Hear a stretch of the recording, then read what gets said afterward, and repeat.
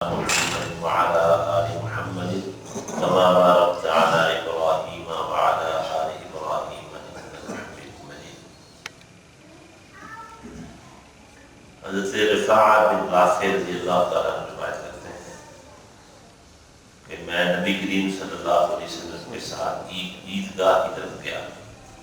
آپ نے دیکھا کہ کچھ لوگ خرید و فروخت میں مگن ہیں. آپ نے انہیں مخاطب فرمایا کہ یا معاشر التجار، اے تاجروں کی جماعت. انہوں نے کہا کہ اللہ کے نبی لبیک، ہم حاضر ہیں. انہوں نے ظاہر ہے وہ بیٹھے کام کر رہے تھے، رسول اللہ تشریف لائے تھے، تو انہوں نے ایسے نگاہیں اٹھا کے نظر اٹھا کے آپ کو دیکھنے لگے رسول اللہ صلی اللہ علیہ وسلم. آپ نے فرمایا ان التجار یبعثون یوم القیامۃ تجار، کہ تاجر لوگ قیامت کے دن اللہ تعالیٰ کے نافرمانوں کے ساتھ کھڑے ہوئے. تاجر خرید و فروخت کرنے والے صحابہ نے عرض کیا اللہ کے رسول، کیا اللہ تعالیٰ نے تجارت کو حلال قرار دے دیا؟ قرآن میں ہے اللہ نے سود حرام کیا ہے، خرید و فروخت اللہ نے حلال کیا. یہ سودہ حرام ہے، سود حرام ہے اور خرید و فروخت اللہ نے حلال کی. تو انہوں نے یہی سوال کیا کہ اللہ کے نبی، کیا اللہ نے تجارت کو خرید و فروخت کو حلال نہیں کیا؟ آپ نے فرمایا ہاں کیوں نہیں، بالکل حلال کیا ہے.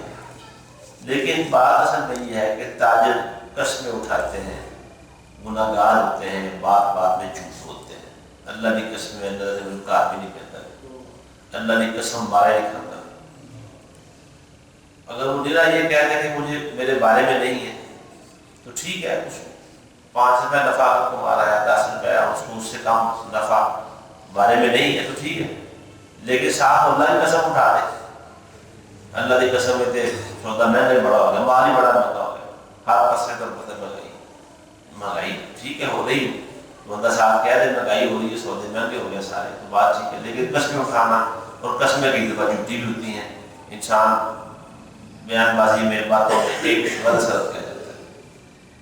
یہ بات تاجر اس طرح کرتے ہیں. مگر آپ صلی اللہ علیہ وسلم نے ان تاجر کو مستثنا قرار دیا. فرمایا کہ عام طور پر یہ تاجر کر لیتے ہیں.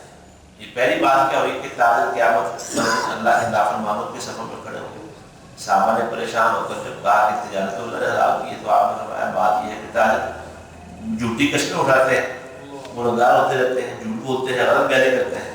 تو آپ نے فرمایا ہاں یہ ہے کہ من اتقى اللہ وبر وصدق. ہاں جو شخص تجارت میں اللہ تعالیٰ سے ڈر گیا، اس نے بالکل نیکی کا راستہ اختیار کیا، بر سے نیکی کا راستہ اختیار کیا، وصدق اور سچائی اختیار کی، سچ بولا، اس کو غلط بیانیں نہیں کی.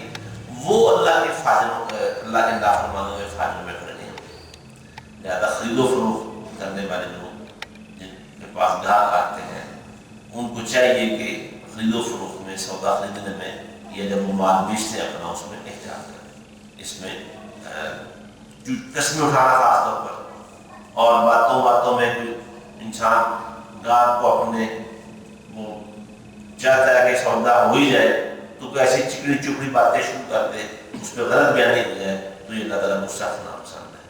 اور نہ صرف یہ کہ جھوٹی قسمیں اٹھانے سے اور سودے کے خریدنے یا فروخت کرنے میں جھوٹ بولنے سے نہ صرف یہ ہے کہ انسان گنہگار ہوتا ہے، بلکہ اس کی روزی بھی حرام ہوتی ہے.